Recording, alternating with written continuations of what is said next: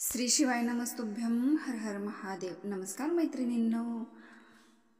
गतहरी अमावस्या म्हणजे हीच आषाढ अमावस्या असून तिलाच दीप अमावस्या म्हणतात. घरातील सर्व जुने दिवे स्वच्छ करून लावतात. दिव्यांना गंध, फूल, हळदी कुंकू लावून पूजा केली जाते. तुपाचे दिवे लक्ष्मी प्राप्तीसाठी लावतात. तेलाचे दिवे नकारात्मक ऊर्जा दूर करण्यासाठी लावतात. तुळस, देवघर, मुख्य दरवाजा, किचन आणि कोपऱ्यामध्ये दिवे 27, 51 किंवा 108 दिवा लावण्याची परंपरा आहे. ओम दिवालयामी मंत्र म्हणत दिवा प्रज्वलित करावा. या दिवशी ज्ञान, धन, संपत्ती आणि सौख्य मिळते अशी सुद्धा श्रद्धा आहे. यंदा अमावस्या 24 जुलै 2025 रोजी गुरुवारी आलेली आहे. या अमावस्येला पितृ, तर्पण, नदी स्नान आचरण महत्त्वाचं असतं. काही ठिकाणी पूर्वजांसाठी तांदूळ, तीळ, जल अर्पण केलं जातं. सकाळी नदी, सरोवर किंवा गंगाजलाने स्नान केल्याने पाप क्षय होतो. श्रावण सुरू होण्यापूर्वी आत्मशुद्धीचे प्रतीक म्हणून ही अमावस्या पाहिली जाते. या दिवशी श्री विष्णू, पितर आणि कुलदेवतांची पूजा केल्याने पुण्य लाभतं. बघा, आपल्याला अमावस्येच्या दिवशी काळ्या रंगाचे कपडे परिधान करायचे नाहीत, कारण असे म्हटले जाते की काळा रंग हा निगेटिव्हिटी एनर्जी आकर्षित करत असतो. जर आपण अमावस्या दिवशी काळ्या रंगाचे कपडे घालून घराबाहेर पडलो तर आजूबाजूला निगेटिव्हिटी असते ती सर्व आपल्यामध्ये आकर्षित होते. आपले जर डोके दुखते, कामामध्ये मन लागत नाही, अशा प्रकारे बऱ्याच समस्या निर्माण होतात. मग आपल्याला त्रास व्हायला सुरुवात होते. तर विशेष करून अमावस्या दिवशी कुठल्याही प्रकारच्या काळ्या रंगाचे कपडे घालू नये. नंबर 1, तुमच्या आयुष्यातील कष्ट संपवण्यासाठी, घरात शांतता राहण्यासाठी एक नारळ पूर्ण सोलून देवाजवळ ठेवावा. शेंडी भगवंताकडे असावी व रोज सकाळ संध्याकाळ त्यावर एक कापूर प्रज्वलित करावा. 7 कापूर प्रज्वलित करावे. कापूर जळत असताना महादेव मंत्र किंवा गायत्री मंत्र जप करावा. दर पौर्णिमा व अमावस्येला नारळ बदलून घ्यावा. जुन्या नारळाचा प्रसाद घरात खावावा. नारळ खराब निघाल्यास नदीमध्ये प्रवाहित करावा. 2, अमावस्येच्या दिवशी सकाळपासून तांदळाने भरलेली वाटी घराच्या उंबरठ्यावर उजव्या बाजूला ठेवावी आणि दिवसभर अशी ठेवल्यानंतर संध्याकाळच्या वेळेला सूर्य बुडण्याच्या वेळेस ते कापूर टाकून पेटवावी. जेवढी पेटेल तेवढी राहू द्यायची आहे. त्यातले तांदूळ रात्रभर तसेच तिथे राहू द्यायचे आणि दुसऱ्या दिवशी ते पक्ष्यांना खाऊ घालायचे किंवा एखाद्या झाडाच्या बुडाशी टाकायचे आहे. 3, अंघोळ झाल्या आपल्याला पितृसाठी एक सेवा करायची आहे. जर अमावस्येला तुम्हाला आपल्या पितरांसाठी होम करता आला तर नक्की होम करावा. परंतु सकाळी अंघोळ झाल्या कामाची आवरावर असते, त्यामुळे सकाळी आपल्याला होम करता येत नाही. तर त्यासाठी आपण एक साधा सोपा उपाय करायचा आहे. एक साधा कागद घ्यायचा, त्याला गावरान तूप लावायचे आणि तो पेपर दक्षिण दिशेला ठेवून जाळून टाकायचा आणि जाळत असताना ओम पितृदेवताभ्य नमः या मंत्राचा जप करायचा. म्हणजे याने पितरांची शांती होते असे म्हटले जाते.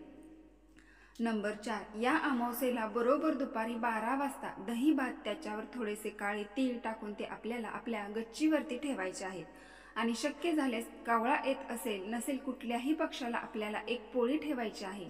असे केल्याने सुद्धा पितृचे देवता आर्यमान प्रसन्न होतात आणि आपले पितरच आपल्या वंशजांना शुभ आशीर्वाद देतात. 5, आपल्याला जर अमावस्ये दिवशी खूप त्रास होत असेल, सतत काही ना काही अडचण येत असतील, भीती वाटत असेल तर आपल्याला एक हिरवे पिवळे असे ताजेतवाने लिंबू घ्यायचे आहे आणि त्याला काळा धागा ओम महाकालेश्वराय नमः या मंत्राचा जप करत 7 वेळा गुंडाळायचे आहे आणि तो लिंबू आपल्या डोक्यावरून पायापर्यंत घड्याळाचा काटा फिरतो त्या दिशेने 7 वेळा महादेवाचे स्मरण करत उतरवून घ्यायचे आहे.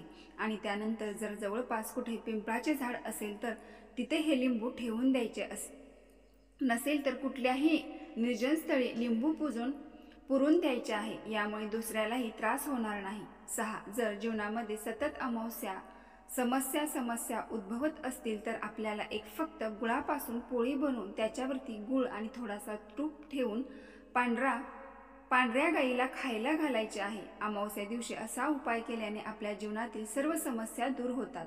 नंबर 7, लोकांना पौर्णिमा अमावस्येला अस्वस्थ वाटते, तसेच ताणतणाव वाटतो. जास्त प्रमाणामध्ये डोके दुखायला लागते, पोट दुखतं, अंग दुखतं, विकनेसपणा, काम करायची इच्छा होत नाही, शरीरामध्ये ताकद जाणवत नाही. अशा वेळेस काय करायचं तर असे का होते अमावस्या आणि पौर्णिमेच्या वेळेस प्रभाव हा पृथ्वीवरती अधिक प्रमाणामध्ये होतो।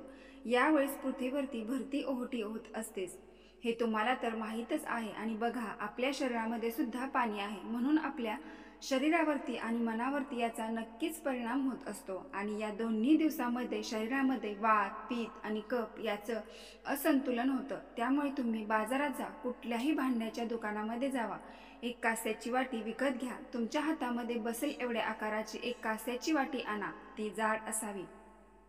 अमावस्येच्या दिवशी, पौर्णिमेच्या दिवशी सकाळी नाश्ता करायच्या अगोदर आणि जेवणाच्या अगोदर तुम्हाला आपल्या तळपायावरती थोडेसे तेल लावून किंवा तूप लावून ती कास्याची वाटी आहे त्यातून आपल्याला पायाला थोडेसे घासायचे आहे। त्या पायातून थोडासा काळपटपणा निघतो। हा उपाय नक्की करून बघा। हा उपाय अमावस्या पौर्णिमेला करतात। अत्यंत महत्त्वाचा आणि जालिम असा उपाय आहे, नक्की करून अनुभव घ्या। नंबर 8, अमावस्येच्या आदल्या दिवशी एक छोटी वाटी घेऊन त्यामध्ये थोडेसे तांदूळ, एक लवंग आणि एक बेलपत्र घ्यावं आणि ही वाटी जिथे आपल्या पिण्याच्या पाण्याचा माठ असतो, आता सध्या पिण्याच्या पाण्याचे माठ नसून ॲरो फिल्टर लावला जातो, तर त्या ठिकाणी आपल्याला ही वाटी ठेवायची आहे। दुसऱ्या दिवशी अमावस्ये दिवशी ही वाटी उचलून भगवान शिवशंकरांच्या मंदिरामध्ये जायचे आहे। शिवालयात गेल्यानंतर जिथे भगवान शिवशंकरांचे शिवलिंग आहे तिथे एक कागद घेऊन हे सर्व भगवान शिवाला स्पर्श करून भगवान शिवशंकरांची जलाधारी जवळ श्री गणेशाचे स्थान आहे तिथे हे कागदावरती ठेवून द्यायचे आहे। यामुळे कितीही ग्रहदोष असेल, दशा असेल, त्यातून मार्ग निघतो। पितरांचा आपल्या वंशजांवर शुभ आशीर्वाद प्राप्त होतो। 9, श्रावण महिन्यातील ही येणारी अमावस्या आहे, तर या अमावस्येला आपल्या घरामध्ये दरिद्रता, बिमारी सतत उद्भवत असेल, आपल्याला फक्त शिवलिंगावरती शुद्ध 1 लोटा जल आणि काळे तीळ अर्पण करायचे आहे आणि एम नमः शिवाय या मंत्राचा जप करत 5-10 मिनिट बसायचे आहे। 10, अमावस्या। महापुराण कथेत असे म्हटले आहे की अमावस्येच्या दिवशी अंघोळीच्या पाण्यामध्ये जी तुळशीचे लाकूड असते ते फिरवले किंवा तुळशीची माळ असेल तर ती फक्त 2-3 वेळा फिरवून भ्रमण करून बाजूला ठेवून दिली आणि त्या पाण्याने स्नान केल्याने मात्र भ्रमण करून घ्यायचे आहे। ती लाकूड किंवा माळ त्या भांड्यामध्ये टाकून ठेवायची नाही। जेवढ्या वर्षामध्ये सोमवती अमावस्या पडते, शनी अमावस्या पडते, सर्व अमावस्याचे पुण्य त्या व्यक्तीच्या, त्या जातकाच्या खात्यामध्ये जाते।